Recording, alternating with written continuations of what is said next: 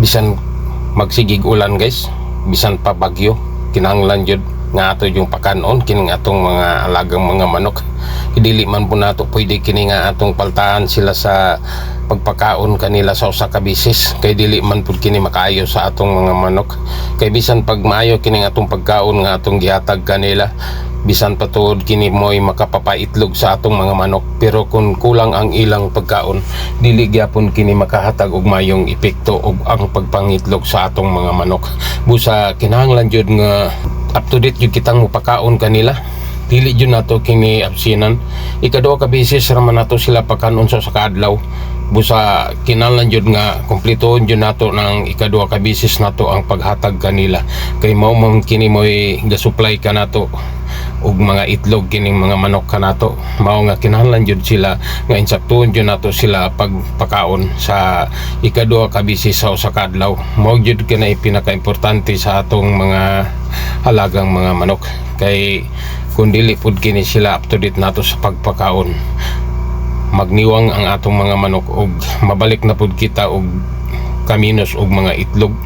Kay kaniadto tagyutay ang atong itlog nga makuha nini atong mga manok tungod sa lagi sa atong gipang suportar nila nga mga pagkaon nga dili man mao. Basta kay nakapakaon ra kita, mao naman to ato ang gibuhat nga gadaginot kita sa mga pagkaon nga barato pero wala may mayong epekto. Busa atong giilisan ining pagkaon karon nga mo'y nagkapapaitlog ka nato. Kinahanglan jud nato nga ato jud silang i-up to date jud nato ang pagpakaon kanila sa ikaduha ka bisis sa kadlaw.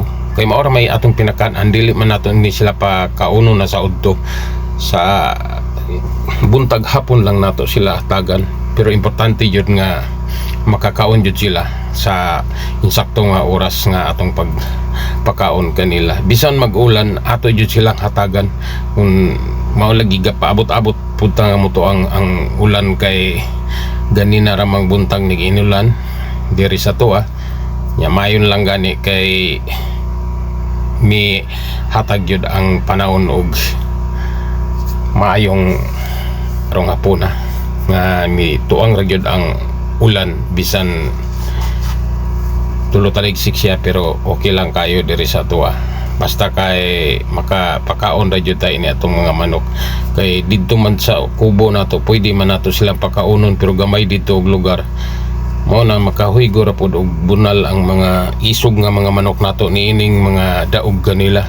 Nagayng uban gani nga bisan pag niatas distansya gal ialas gani